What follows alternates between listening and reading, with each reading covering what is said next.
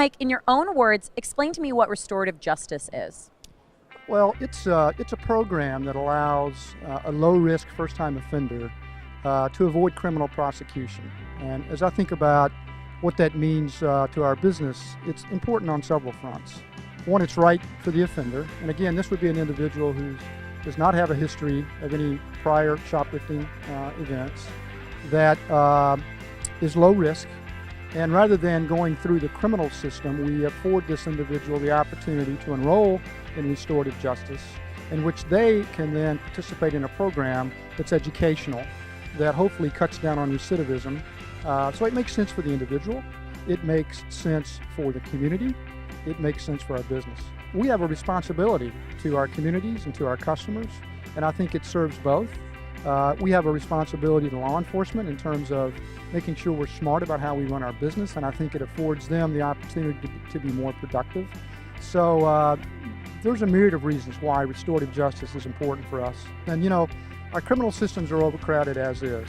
And while shoplifting is a serious event unto itself, an alternative to criminal prosecution is, I think, the right way to think about it, when it makes sense. Again, when the individual is low risk and a first-time offender. So we're not really necessarily punishing someone for the rest of their life for maybe a mistake that they made. No, this is a second chance program. Now, of course, if they do it again, then that's it. They can't come into the program. We know they're there, you know. And if this program didn't help them the first time around, then they need to be escalated. Same thing in the court system. We always, if once they came into the program, we'd send it back to the court and say, you need to escalate this because this person wasn't affected by this.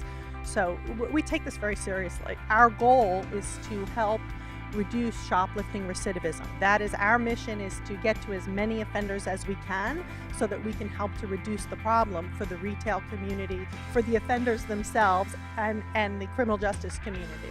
So then tell me, how did a partnership come about with Turning Point Justice?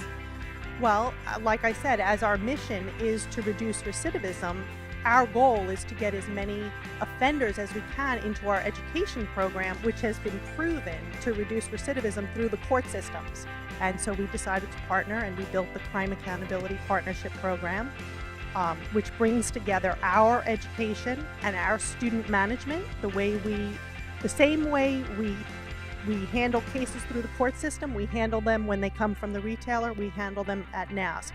And TPJ does all of the technology and provides data back to the retailers. So it's a great partnership. It's really a great partnership. Well, for us, the Restorative Justice Program is about second chances. So it's an opportunity for us to take people that may have made a mistake in our stores and have done something that we don't want to affect the rest of their lives. So for us, it's really about community engagement, community partnership, and second chances. For us, outside of the financial side of the benefits, it's certainly been a great win within the law enforcement community. It's been a great win within our prosecutorial communities and folks that have, sent me letters every day saying, thank you for this. My calls to your stores are down. I'm sending officers out on more important issues than coming to stores and doing shoplifting apprehensions.